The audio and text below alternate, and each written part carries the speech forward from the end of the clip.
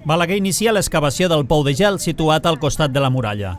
El Museu de la Noguera, amb la col·laboració de la Brigada Municipal, han començat aquest dilluns les tasques d'excavació i posterior documentació de l'estat del pou de gel de Balaguer, localitzat al juny de l'any 2021 durant una intervenció a la muralla gòtica. L'objectiu d'aquella intervenció va ser precisament descobrir la localització exacta de la ubicació de l'antic pou de gel, una infraestructura existent en molts pobles i ciutats en època medieval.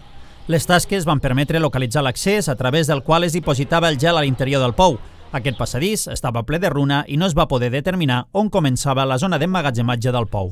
Anna Camats, arqueòloga de Iltirta Arqueologia, recorda l'estat en què es va descobrir el pou i explica que la intervenció actual és per delimitar la seva planta i en quin estat es troba.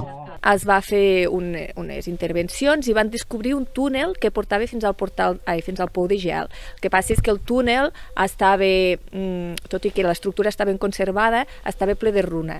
Aleshores vam poder avançar i vam veure que ens trobàvem en un punt on aquest túnel s'obria i per tant potser ja ens trobàvem dins l'olla del que seria el pou de gel pròpiament dit. I aquí es va acabar la intervenció. Aleshores el que estem fent ara nosaltres és obrir amb extensió des de la part superior on es va trobar el túnel i on hi hauria el pou de gel, per tal de poder-lo delimitar. No sabem si el trobarem enrunat o en quin estat de conservació estarà, però l'objectiu d'aquesta intervenció és documentar-lo en planta i delimitar-lo bé i a veure la connexió que té amb aquest túnel que es va trobar.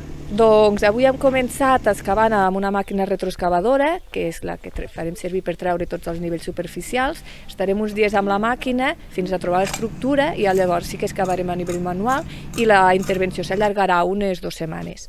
En el cas de Balaguer, el pou estava situat en un espai ombrívol, en una esplanada al costat de la muralla. Era un espai freqüent de pas, ja que just al costat hi ha una de les portes d'entrada a la ciutat.